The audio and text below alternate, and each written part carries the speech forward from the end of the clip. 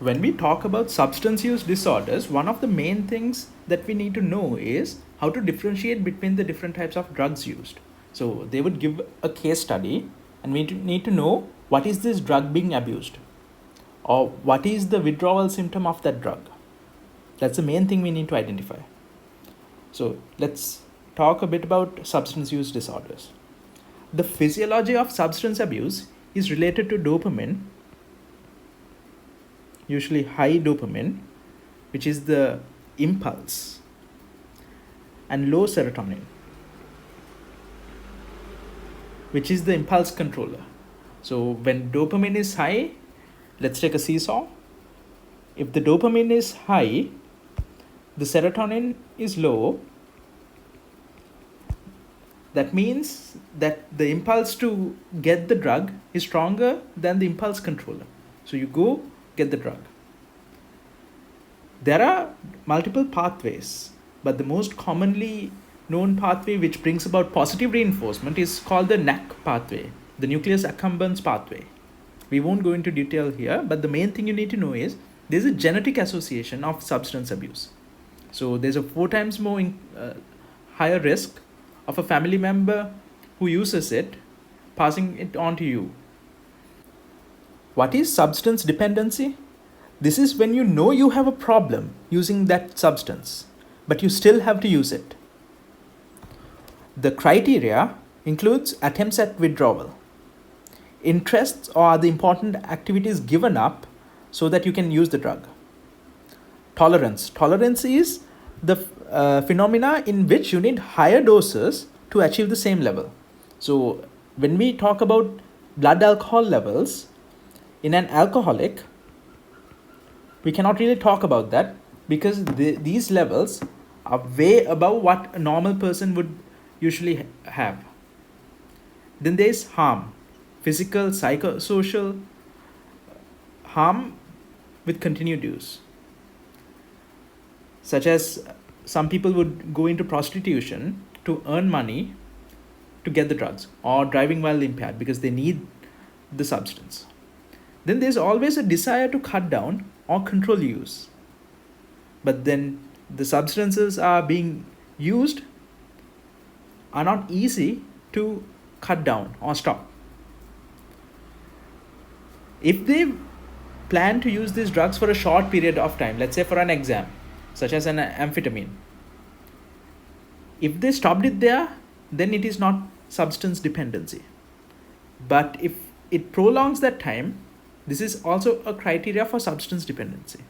And if a lot of time is spent obtaining or using the drug, this is also a category under substance dependency. There are stages of change in overcoming addiction. So there are when a person wants to overcome addiction, they would go through these 6 phases. The first is pre-contemplation. That is when they deny they have a problem. They're using the substance, but they say that they don't have any problem using it. Their life is not affected by it. And then if some life event causes a sudden change in the person's mind, it will lead to contemplation. Okay, now I know I have a problem. I need to do something to stop it. They acknowledge that they have a problem in using the substance. So next, they would be determined. This is similar to what you would go through when you plan to go to a gym to work out to lose weight. So you contemplate that now, okay, I'm too fat now. I need to go to the gym now. Then you prepare. You buy all the shoes and everything you need. Over here, you become determined to go and change your behavior, to stop using that drug.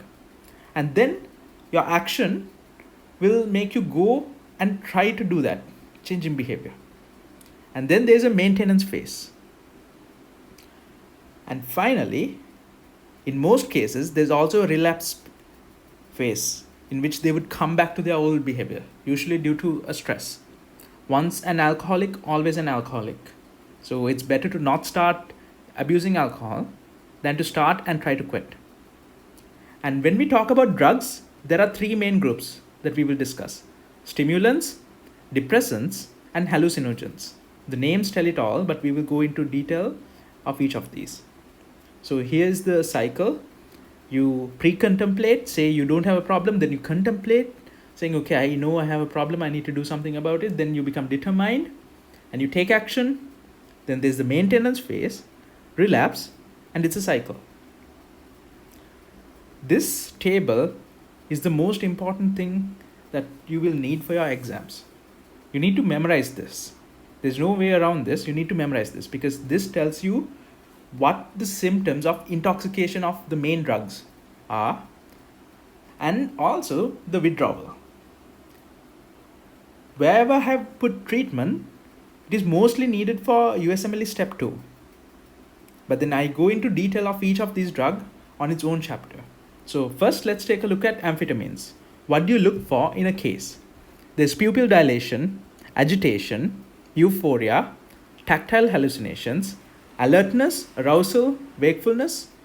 This is a drug used to increase your activity, to improve your mood, such as, okay, you have an exam coming up. You can't fall asleep. You shouldn't fall asleep. So what you do is you take a pill of amphetamines. So you get pupil dilation, wakefulness, arousal, alertness, and then the withdrawal symptoms of all of these drugs is the complete opposite of that. If a drug is increasing your wakefulness, it is going to make you sleepy when you are going through withdrawal. This is the same for all the drugs. So sleepiness, hunger, depression. These are the opposites of the intoxication symptoms. And there's something very important here, which will give you a clue to diagnosis. It's called Meth Mouth. It's a name given to the characteristic appearance of these people's mouths, where they would have a lot of dental caries and poor dentition. There's a hypothesis that this is due to vasoconstriction of the blood vessels of the mouth. And then there's poor care anyways in these people because their one goal is to obtain and use the drug. Next, we have cocaine. And both of these, amphetamine and cocaine, have a similar mechanism of action. But there is 3 very classic symptoms. It will show up in cases: seizures, chest pain, and midriasis. This is a way you can differentiate between amphetamine and cocaine. And again, the withdrawal symptoms are the opposite of the intoxication symptoms. And the treatment for cocaine use is antipsychotics, benzodiazepines, propranolol, and vitamin C. Now, cocaine is usually inhaled using the nose. So this is a vasoconstrictive drug. And there can be nasal septum perforations due to vasoconstriction. This is a classic sign. So one cause of rhabdomyolysis you should know is due to cocaine use.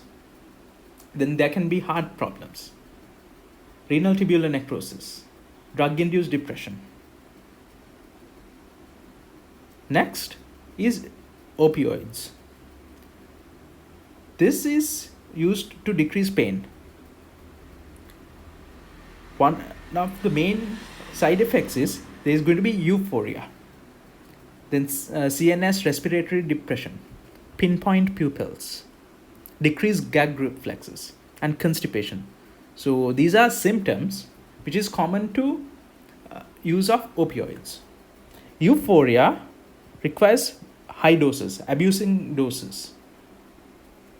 Then the withdrawal effects are the opposite of that. And whenever you see yawning, think of opioid withdrawal. So again, you need to memorize this entire table. There's going to be dilated pupils, lacrimation, piloerection, this is called goose flesh, yawning, sweating, diarrhea. Opposite of constipation, diarrhea. And since some of these opioids, most of these opioids are given IV, there's a lot of needle sharing. And there's going to be an increased risk of hepatitis, abscesses, right-sided endocarditis, HIV, AIDS, and even overdoses. MDMA or ecstasy, this is called the date rape drug, the party drug, is going to present with hallucinations, euphoria, disinhibition. So think of what you would see in a person who was slipped a pill during a party.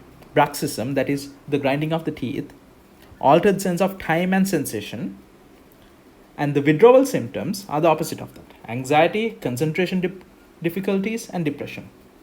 So how do we know what this case is going to tell you? One thing you need to look for is hyponatremia. This is a cause of thirst. They're going to say that the patient is thirsty. This is a cause of seizures and also of death. And also, these hallucinogens, this ecstasy, can remain in tissues. So even, let's say, a day after using the drug, the tissues can release these stores over time. So you will still have the symptoms of intoxication. Next, we have benzodiazepines. These are depressants.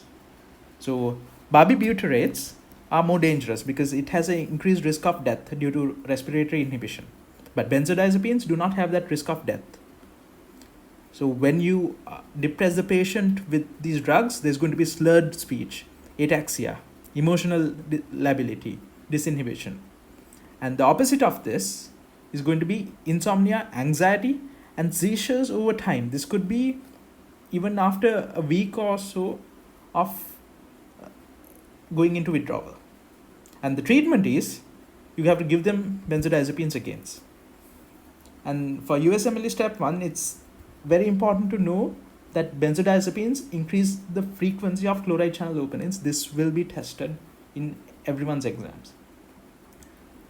Benzodiazepines increase frequency, barbiturates increase the duration. So there's a dirty mnemonic which I learned from Dirty Medicine. This is on YouTube.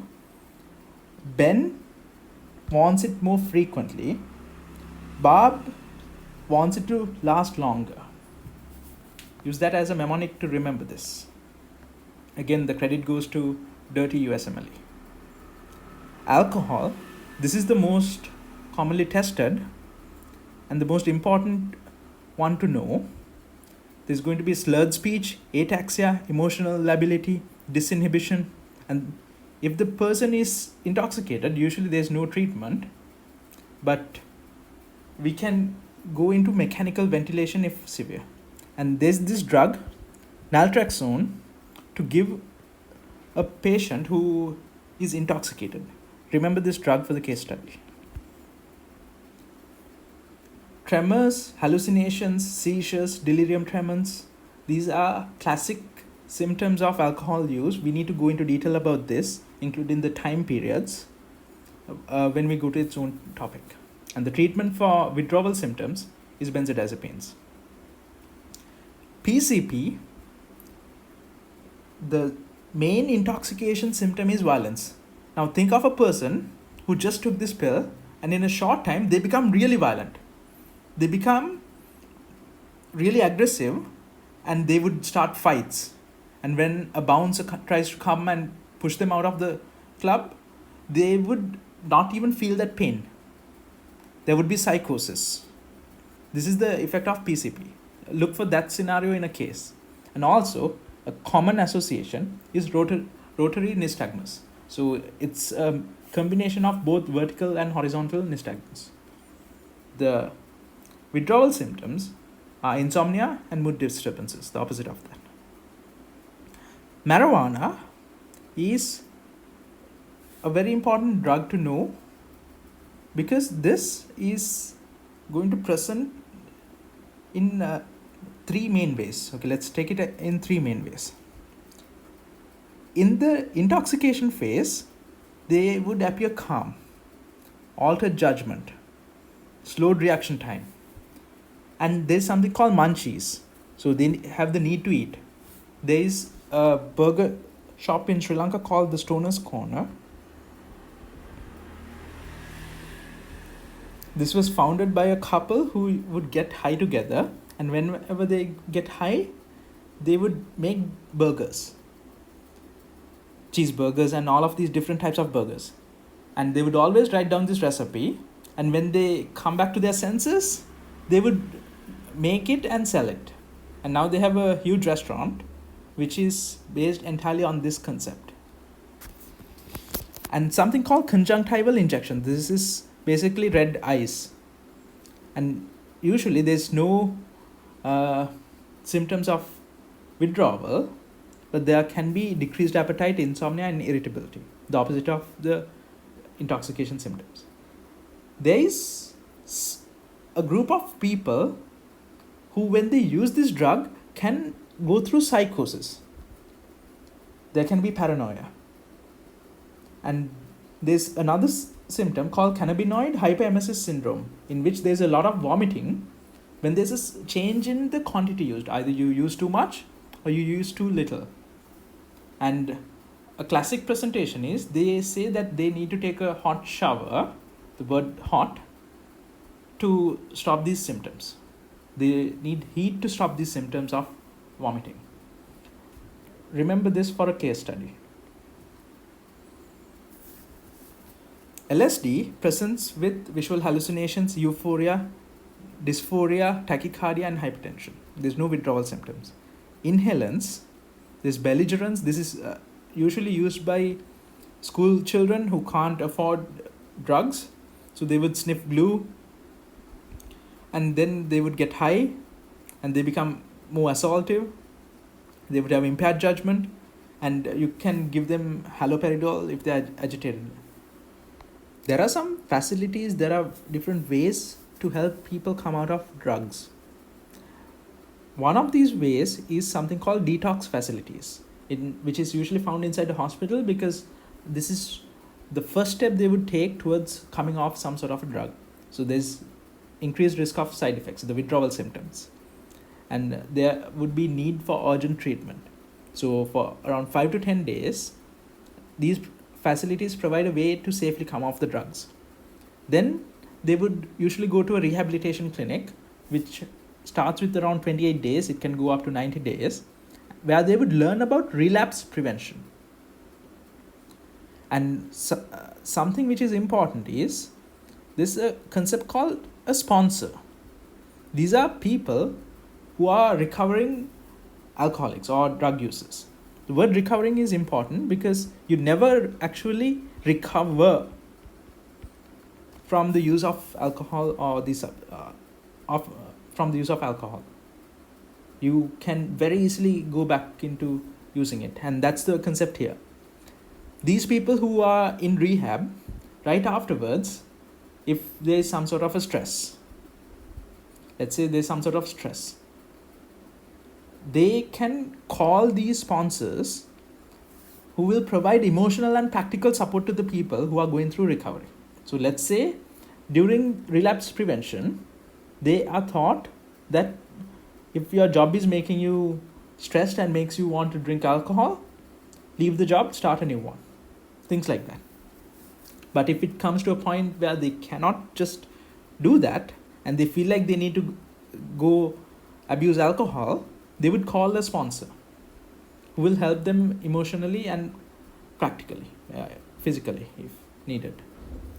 Then there are treatments such as medications which reduce cravings, therapy, and behavioral modifications which are used.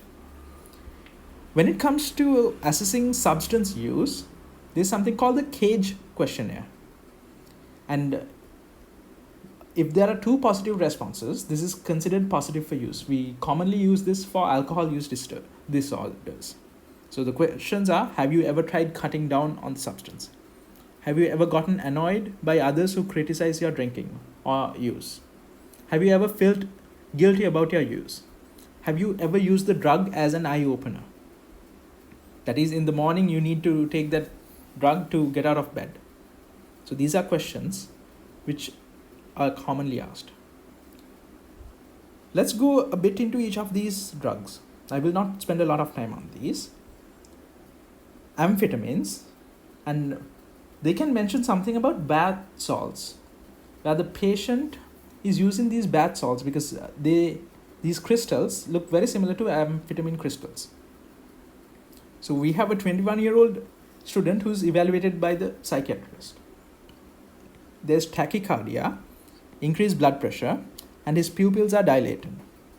If you look in the table above, you will see that these are all symptoms. There's increased autonomic activity.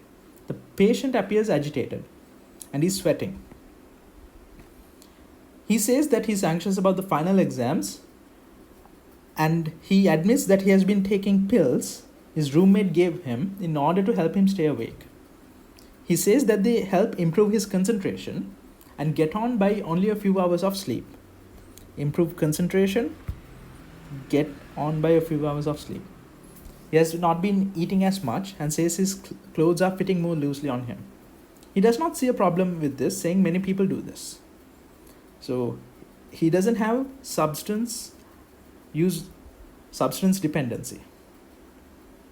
He denies any sort of functional impairment. This is a case of amphetamine use. The intoxication symptoms, there's going to be euphoria, hypervigilance, anxiety, paranoid delusions, persecutory delusions, stereotyped behavior. This is such as OCD like symptoms, grandiosity, and pupillary dilation. Not eating properly or sleeping properly. They're just active. They don't have time to eat. They are angry. Increased talkativeness and overactivity. Hyperactive dopamine can cause this drug can lead to schizophrenia.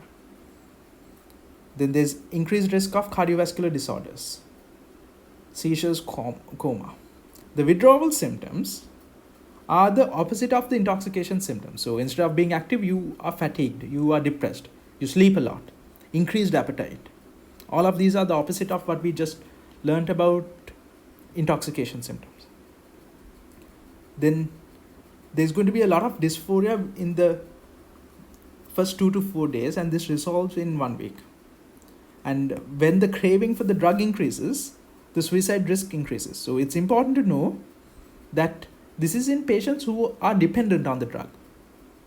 And also that dependence can develop very quickly. Now, there's something very important to know when we come to drug testing patients. You do not give them a heads up. And you need to monitor if they are doing it properly. Because if you are going to give them a heads up, you tell them, okay, take this urine sample, this bottle, and bring me a urine sample by tomorrow. They will never give you their own urine sample. And if they are being tested with their hair, this is not really done, but if it is being done, then there's a chance that by the next day they would shave their entire head off, or they would shave all the hair in the body. So you don't give them a heads up. In the office, you tell them, go with this attendant, bring me the sample for testing. And if needed, you can go for the authorities' help for this. Treatment of symptoms. Antipsychotics, benzodiazepines, TCAs, but usually we go with benzodiazepines and antipsychotics. And you need to manage the other symptoms of cardiac disorders, the fevers.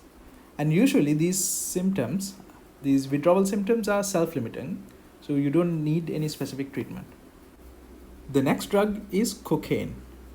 Now, the presentation is very similar to amphetamine, so I won't talk about that, but we'll go through this case. Here we have a pregnant woman at 33 weeks of gestation who comes to the ER because she feels like she's going through contractions.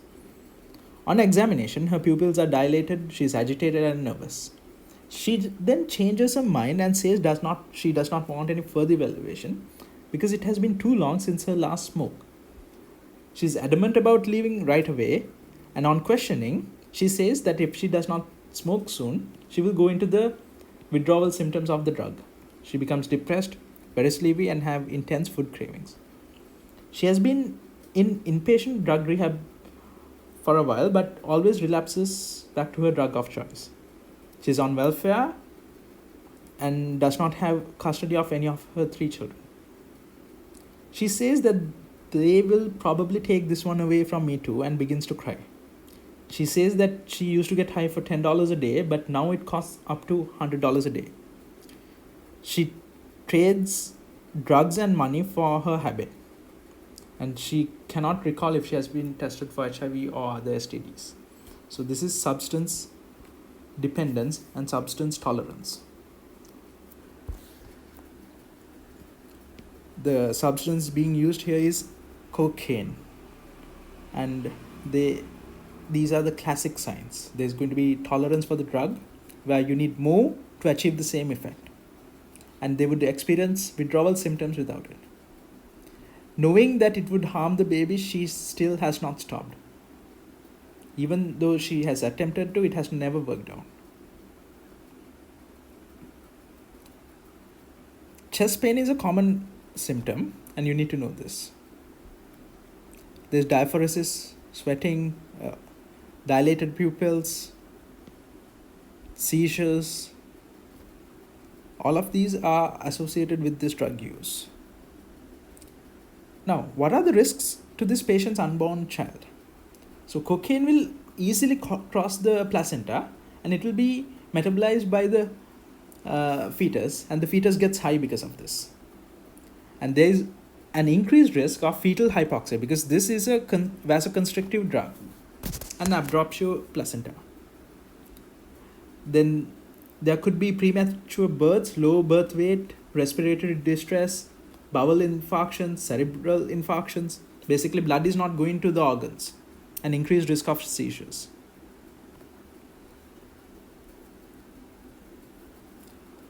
Also, it's important to know that cocaine can be found in breast milk up to 6 hours after the last use. So you are giving your child a free drug dose each time you feed the child while on cocaine. Next is the third stimulant, caffeine. The intoxication symptoms are restlessness, excitation, agitation, insomnia, diuresis, GI disturbances, and caffeine is addicting. So the treatment is to avoid caffeine and analgesics. Withdrawal symptoms are headache, fatigue, nausea, and sometimes there's vomiting, which can last 1 to 4 days. Next is nicotine. This is an agonist at the acetylcholine receptors, and this will activate the NAC pathway. When it comes to normal doses, there is not going to be any intoxications, but smokers have a 2 times increased risk of depression. Smokers who use this drug, who are dependent on this drug, also have a harder time quitting, and there can be impotence. The withdrawals, this is one of the hardest things to quit, smoking.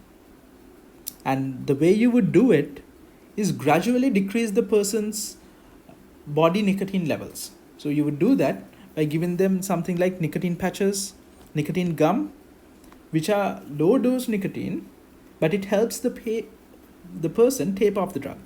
So let's say the person needed 100 milligrams of the drug, of nicotine. This is just a random number which has no significance. What you do is, you slowly taper by giving nicotine patches, which will, let's say, reach up to 90. Then you reduce the nicotine patches to 80 milligrams. Gradually, you bring it down till the person no longer is on the drug. Then there are drugs such as bupropion and varenicline, bromocriptine, which can be used. And remember, bupropion is never used in a patient with an eating disorder such as bulimia or anorexia, due to the increased seizure risk. Again, cannabis we talked entirely in the previous part. Next, LSD. So here we have a 24-year-old man who is brought to the ER after speaking about disturbing visual images and feeling of being out of his body. This is simply what LSD will do. They will have visual images, they will have hallucinations, and the feeling of being outside their body, flashbacks, synesthesias. Basically, your brain is causing hallucinations. That's why you call it a hallucinogen. His blood pressure and pulse rate are normal, but he appears anxious and agitated. There is dilated pupils. Conjunctiva are clear. So if this was bloodshot, it would be most likely cannabis use. Pupils are markedly dilated. There are some names such as LSD, peyote, mushrooms. These are some common names given to these drugs. And different ingestion methods includes use of pills and pieces of blotter paper dipped in the drug. And these act on the 5-HT receptors. So these are hallucinogens. They cause hallucinations. Tremors, lack of coordination, flashbacks, dehydration, synesthesias, and symptoms usually develop within 2 hours of LSD intake, and there are no withdrawal symptoms. There is no treatment available for LSD toxicity. What you can do is you can give them benzodiazepines to calm them down and anticonvulsant drugs. Ecstasy. These are the drugs which are used in parties, the newer drugs. But the main thing you need to know is there is a risk of dehydration due to low sodium. And this can cause death. There's bruxism, distorted sense of reality and time. And there's a risk of serotonin syndrome. We will talk about that in its own topic in under treatment.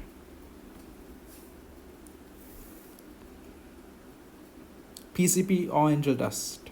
This is the drug which makes you aggressive and immune to pain. They can do crazy things because they don't feel any pain. And you give them haloperidol to calm the behavior. This is an antipsychotic which can be given in an acute setting. You may need restraints for these patients.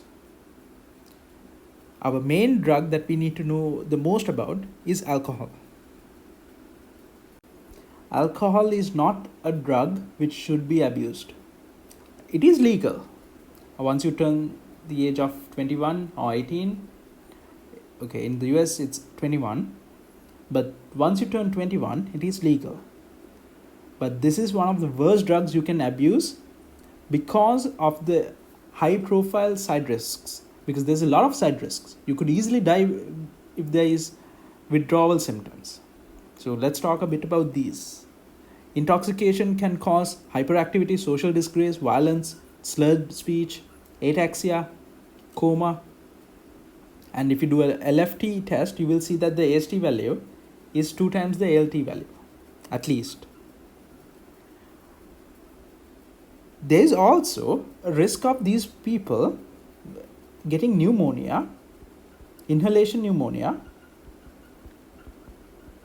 because there are times in which these alcohol users would pass out and they would vomit in their own mouth, and that would go into the lungs, causing inhalation pneumonia. They could die.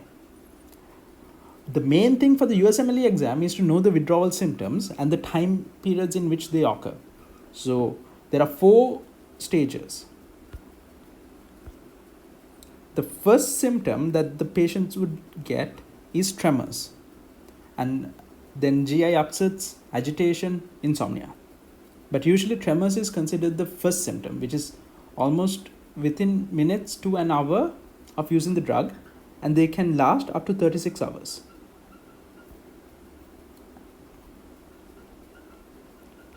So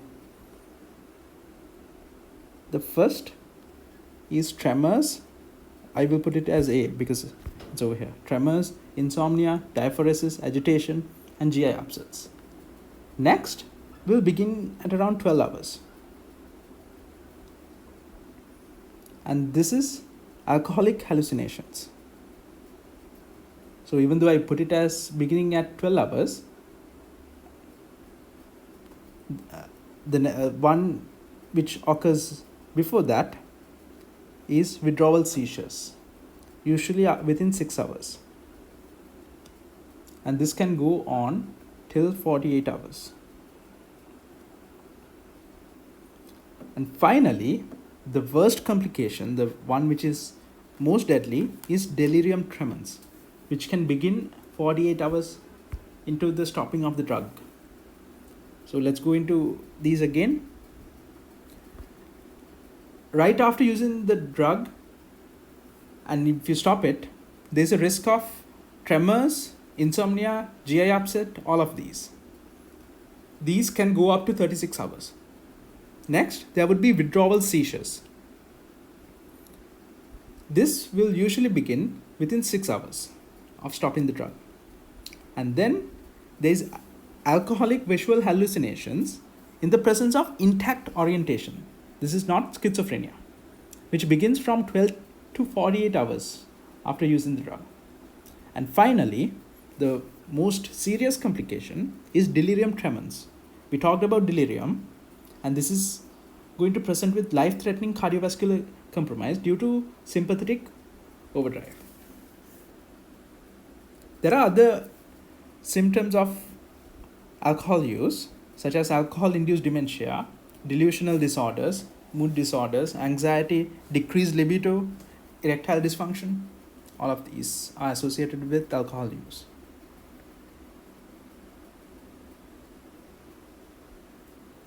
Now, how do we assess alcoholics? There's two types, and the one which we use the most is the Cage Questionnaire. I discussed that earlier. And there's another type called the MAST test, which is used, but it's easier to use the Cage Questionnaire. How do we manage alcohol use? If the following conditions are met, you need to admit the patient.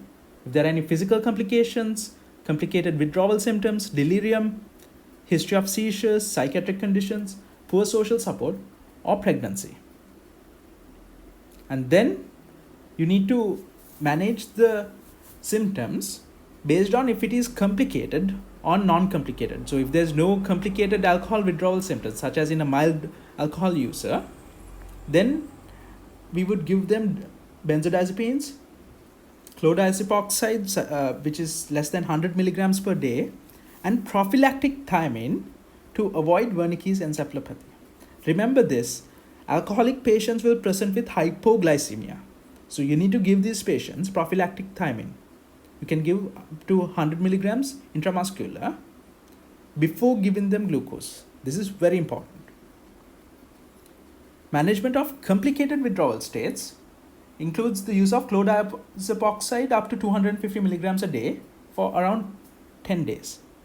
And prophylactic thiamine again. For delirium tremens, we would give them benzodiazepines and then again higher doses of chlordiazepoxide, and then you manage seizures with benzodiazepines and carbamazepines. To manage the cravings, now that the person is in the withdrawal state, you can give these patients a drug called acamprosate. This is an NMDA antagonist, and the way you give it is adults aged 18 to 65 can be prescribed this drug based on their weight. 60 kilos or more, you give 666 milligrams 3 times a day. Under 60, you give 666 milligrams in the morning, and at noon and night, you give half the dose, 333 milligrams. And you don't dissolve the tablet, you need to take this tablet whole. You don't break the tablet, you take it whole. And the treatment must be started right after alcohol withdrawal. And even if there is relapses, the treatment should be maintained. Another way we can help withdrawing patients is making alcohol unpleasant to taste. Now, if you have read the book Tintin and the Picaros, the professor mixed a drug which made the taste of alcohol sickening to the Picaros. This is what disulfiram does. Because what it does is, it is going to inhibit aldehyde dehydrogenase. Those who came for the GI lectures, I talked about this under liver physiology. So that will lead to accumulation of aldehydes. And this leads to an unpleasant taste during alcohol ingestion. And this is prescribed 3 to 6 months. And after thiamine supplementation is established, the patients may need IV glucose.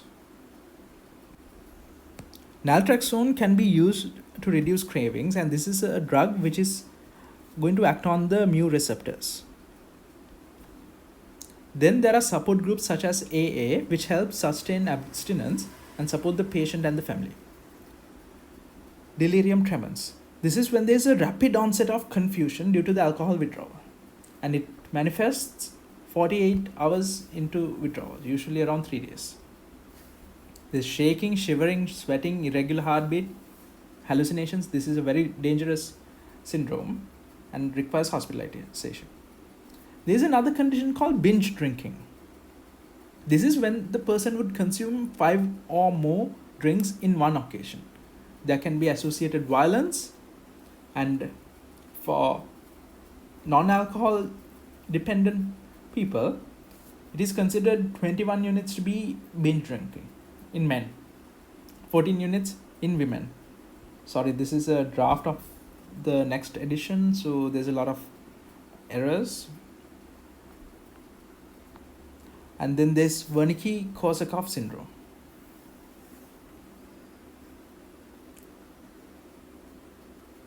There's going to be a rule which you need to follow when prescribing thiamine and glucose, or when you need to give glucose to a patient who is an alcoholic.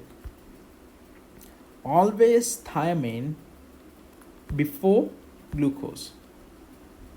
Because if you don't follow this rule, there's a risk of causing Wernicke's encephalopathy. So if the patient presents with ophthalmoplegia, ataxia, confusion, you know you did something wrong. And it can be irreversible if it goes into Korsakoff syndrome, where there's confabulations. They would make up stories. They don't know that they're doing it, but they would make up new stories. When you ask them, how did it happen? They would look around, see whatever they see, and they would make up a story based on what they see. Then there's memory loss, personality changes associated. There's also high serum lactate levels in alcoholics. This is also an important diagnostic clue, and low pH. Metabolic acidosis can be seen. Next, we have depressants.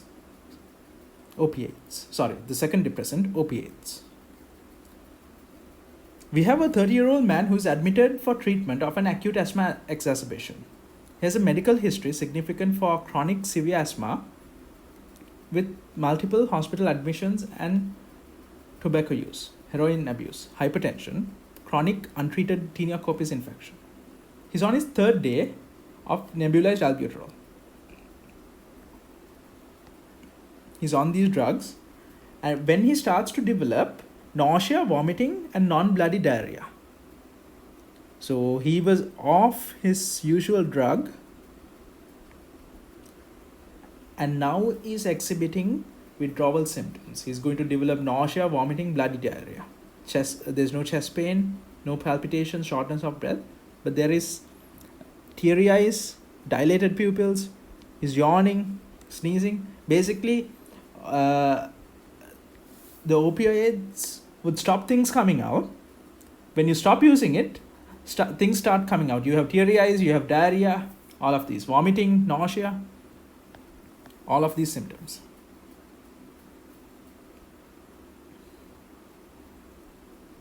What are the types of opioids? There's multiple types. For USMLE, you need to know how these act. The drugs you would give if a child who's a newborn, what they would use to help taper these children off. All of these you need to know, but then it does not come under psychiatry. There are multiple ways of administering heroin. Injection, inhaled, a very common way, and smoking. Intoxication. Okay, what is the difference between inhalation and smoking? Smoking is when you burn the drug, and what comes out of that, the smoke, is what you inhale. When it comes to intoxication, again, this is a depressant, so they are non-violent. They're subdued, there's pupillary constriction, constipation. This is a very important symptom. Drowsiness, slurred speech, respiratory depression, and depression. Reduced gag reflex and piloerection. Withdrawal symptoms are when everything starts to come out, all the fluids start coming out. And there is increased risk of schizophrenia, depression, hepatitis risks, and you would go into illegal activities. And if there's a baby in the womb, there's an increased risk of abnormal baby development. The treatment, you need to know a bit about this. Naloxone is given IV in the hospital. This causes forced withdrawal immediately. So the patient who's on these drugs can be, let's say there's an overdose. If you give this drug called naloxone, it would immediately cause withdrawal symptoms to appear. It would cause the drug to be cleared up very quickly. So there will be immediate withdrawal symptoms appearing. Then there's the drug which is of a longer half-life. Naltrexone. This is what we give for alcohol craving also. This is a better choice when it comes to maintaining these patients on this drug. Then clonidine. And it's a palliative treatment to reduce agony and pain. Methadone. Now, there was a time in which heroin users would be prescribed methadone to try to help them quit.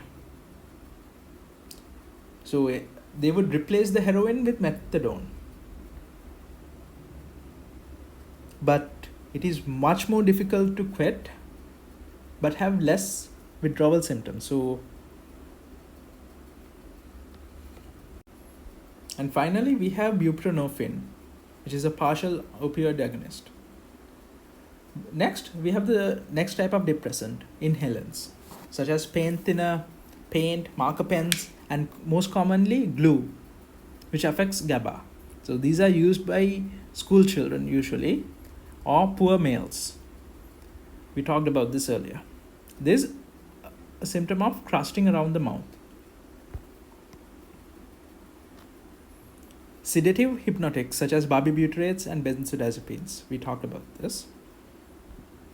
But basically, the withdrawal symptoms are the opposite of its actions. So there's going to be autonomic hyperactivity, increased seizure risks, fever, increased chance of cardiovascular collapse, and the withdrawal must be gradual. So if it goes the wrong way, you give these patients the drug again. And if they are on an overdose, you give a drug called flumazenil. Anabolic steroids. This is not under these depressants or hallucinogens or stimulants, but this is also an abused drug, especially by athletes to increase performance and physique. And there's increased risk of anger and psychosis with these patients.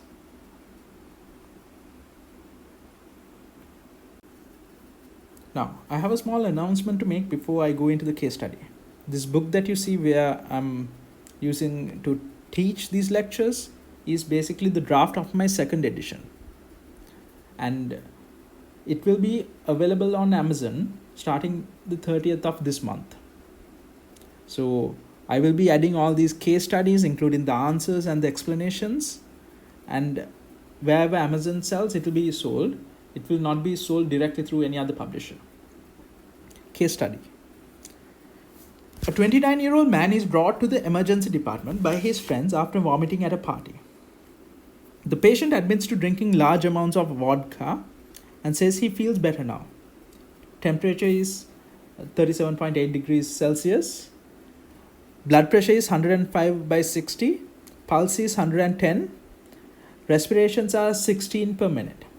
Physical examination is remarkable for blood-tinged vomiters on the patient's shoes. Abdominal examination reveals epigastric tenderness on palpation. On mental status examination, the patient is alert, cooperative, and fully oriented. The physician recommends lab evaluation, including complete blood count, metabolic panels, amylase, and lipase. Remember, there is a risk of pancreatitis with alcohol use.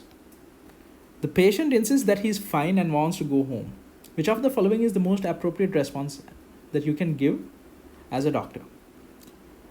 Do we not allow the patient to leave the hospital due to elevated alcohol blood levels? No, because there's a statement here. The patient is fully oriented. So that means we need to respect the patient's decision. He's not using a drug which is illegal. So you need to respect the patient's decision.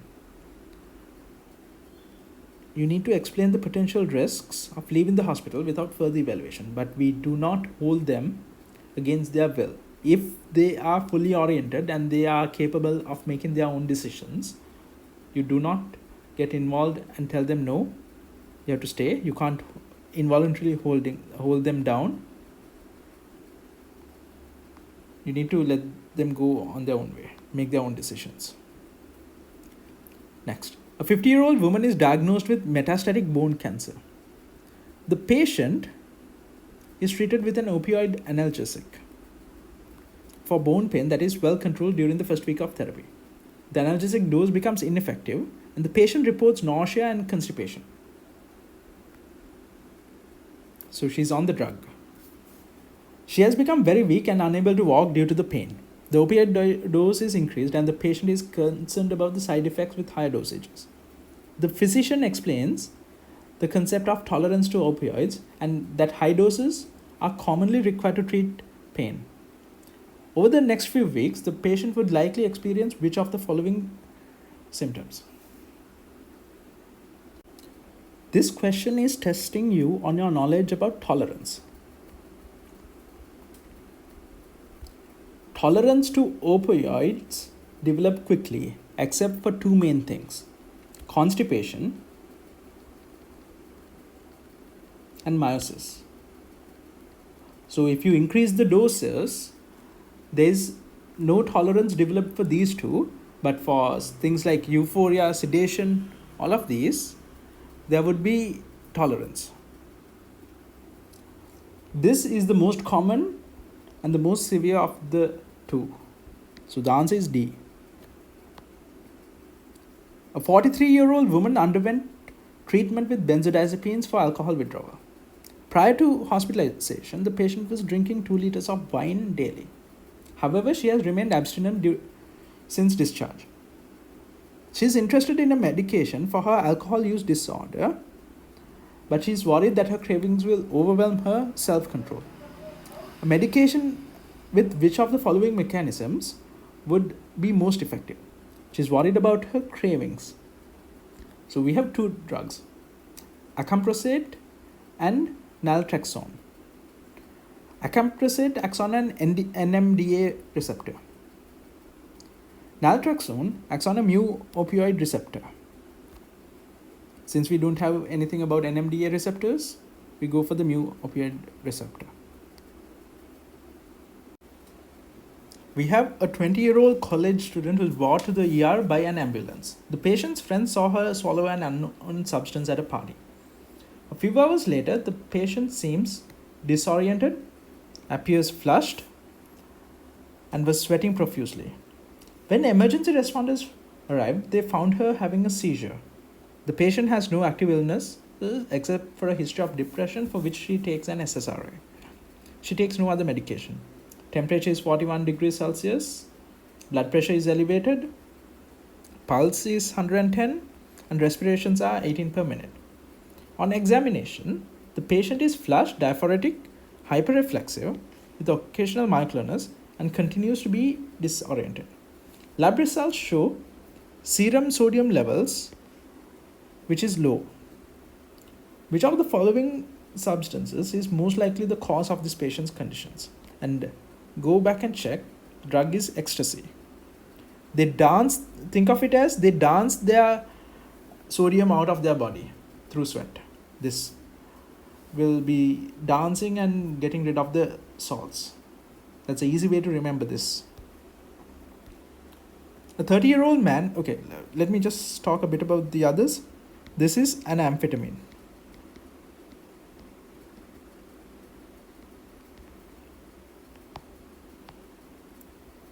A 30-year-old man is admitted to the hospital for a cardiac episode. During review of his substance use history, the patient says that he has been a regular drinker for the last 5 years. He drinks 6 packs of beer. He drinks 6 pack of beer every night and has 2 more beers in the morning to get him through the day. He also admits to smoking marijuana, but does not use tobacco or other illicit drugs. Which of the following symptoms or signs is most likely to appear earliest during this patient's hospitalization? The answer is tremors. A 24-year-old man is brought to the emergency department by his friends for severe anxiety. He becomes paranoid and unusually withdrawn at a party and began rocking back and forth, saying, "I feel like I can't breathe. I'm afraid I'm gonna die." Prior to the party, he was a regular, happy, and outgoing self. The patient has intermittent back pain from a car accident for which he takes oxycodone as needed. Blood pressure is elevated, pulse is elevated, and respirations are normal. Pulse oximetry is normal. Examination shows an anxious and withdrawn man with 3 mm pupils, conjunctival injection, and dry oral mucosa. Which of the following is the most likely cause of this person's presentation? Now, when it comes to these cases, the most important thing is you need to look for the certain buzzword which tells you the answer. What is the answer which comes with conjunctival injections? It's cannabis, intoxication. Finally, we have a 57-year-old man who's admitted to the hospital for left lower limb cellulitis. He's given antibiotics and his fever improves by the second hospital day. However, he now has new onset abdominal pain, diarrhea, and severe muscle aches. The patient has no history of GI conditions or prior surgery, but does admit to recreational drug use. On examination, the patient appears uncomfortable and anxious. Pupils are dilated, and there is lacrimation. Abdominal examination reveals hyperactive bowel sounds without tenderness or distension. Which of the following is the most likely diagnosis? Remember, we said that when you are withdrawing from opioids, there's going to be the opposite of everything being inside the body. Everything is going to come out now. Lacrimation, pupil dilation, hyperactive bowel sounds. These are typical symptoms of opioid withdrawal.